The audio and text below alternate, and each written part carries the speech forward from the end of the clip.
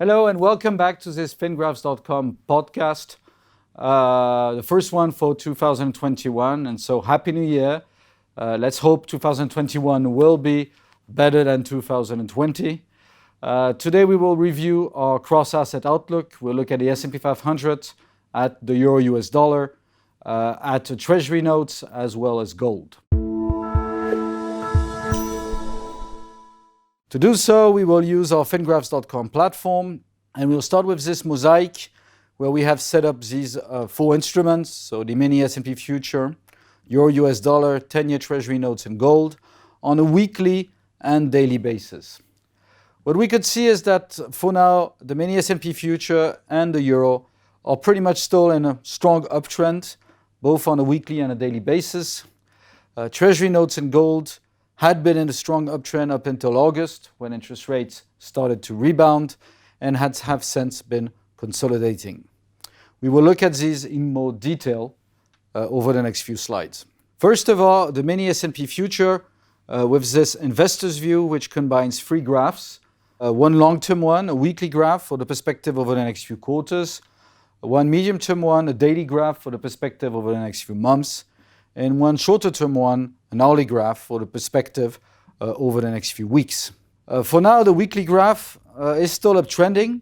We're getting pretty far out in this trend, meaning that our risk index is now overbought. We've pretty much reached the targets, but we could still extend towards 3,800, 3,900 over the next couple of months. And the trend is still uptrending. Focusing on the dailies, so on this small portion here, we are still also in an uptrend. We also have targets which could lead us up to 4,000 over the next few months. The risk index probably made an intermediate top here, has consolidated at very high levels, and should now move up over the next couple of months into the overbought zone to finish off the move. So here also, we believe that we're not quite finished with this uptrend. Looking at the hourly, we've had a nice intermediate top about 10 days ago, and with a correction which came into our corrective targets. We have been rebounding since yesterday. We believe that we might see a bit more dipping to test the support here over the next week or so, but that by mid next week probably the trend then resumes higher to meet our targets on the daily into February and March. So still positive on the mini S&P future, probably for another couple of months, or maybe a month to a month and a half. And then from late Q1, we would expect some retracement into the spring.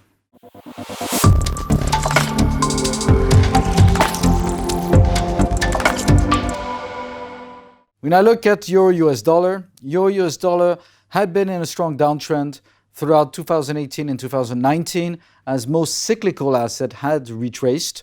And so the dollar was quite strong in a decoupling story, while most emerging markets, for example, had been underperforming. The release of a very strong fiscal and monetary stimulus in March did reverse this trend back in March, and the euro has since been rallying strongly against the dollar. We believe that this trend has the potential to move higher over the next few quarters, perhaps towards the end of the year. And our targets are pointing to levels above 128.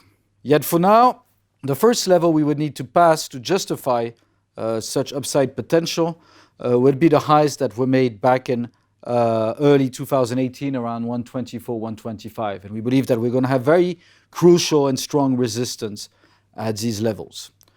Hence, the current uptrend probably extends towards these 2018 highs, but will probably then work its way through for a few months before it may have a chance towards the second half of next year to move higher again.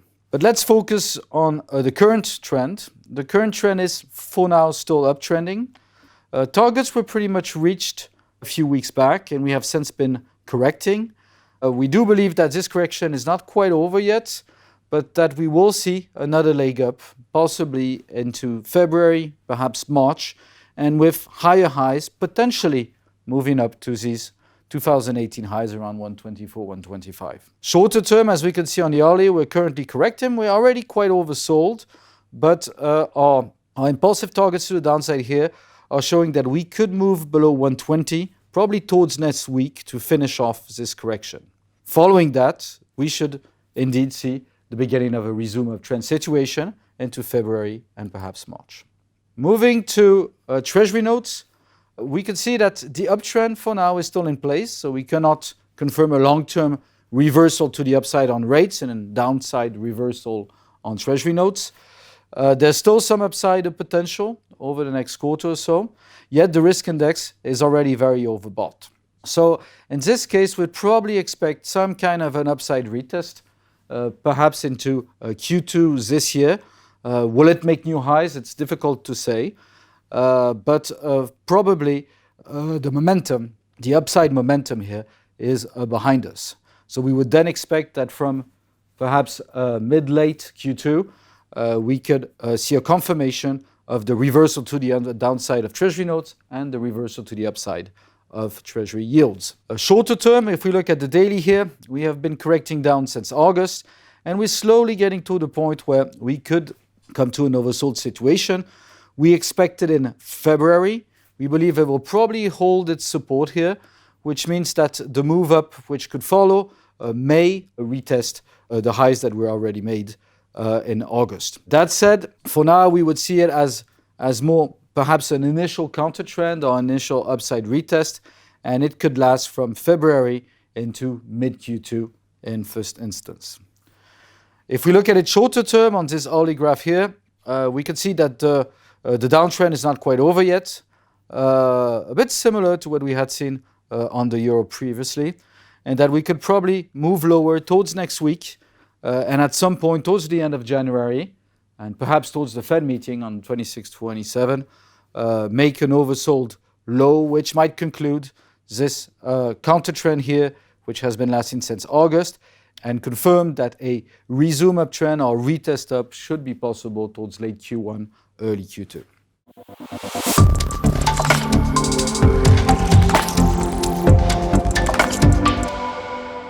Finally, we look at gold. Gold usually reacts very much to what interest rates do, inversely. So the graph is quite similar to the one we just saw on Treasury notes. The uptrend on gold is still in place in our view. We would view this correction since August as an intermediate correction and do believe that we will see another move higher towards new highs, probably towards the spring. Indeed, if we look at our risk index, it's not overbought yet, so there's still potential. Our impulsive targets to the upside have been achieved, but if we can calculate our extended impulsive 2 targets, they would lead us up to 2,200, 2,400, and that would be our ultimate goal into perhaps early mid Q2. On the daily graph, we did break slightly below our support back in late November, early December. It was around 1,800, so we made it down to 1,770, slightly below it. But we have hence rebounded, and currently we are retesting around these levels. Similarly to what we saw on rates, we believe that at some point over the next few weeks, we should find stronger support and start resuming the uptrend, probably from late January, February, and then into late Q1, early Q2. And we do expect that gold could then make new highs and possibly move up to our impulsive 2 targets we just mentioned on the weekly graph. Shorter term, again, we have a very similar graph to the one we see Treasury notes or on the euro. We are in a downtrend. It may last another week or so.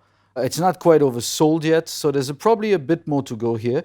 And we could break below support once again, and we believe it will probably not be a very long breakthrough support, potentially down to 1780, according to our impulsive targets to the upside. So a bit more patience on gold, but probably a buy the dip situation towards the end of the month for a new rise to new highs towards the end of the quarter and the spring. Thank you very much for your attention and have a great week.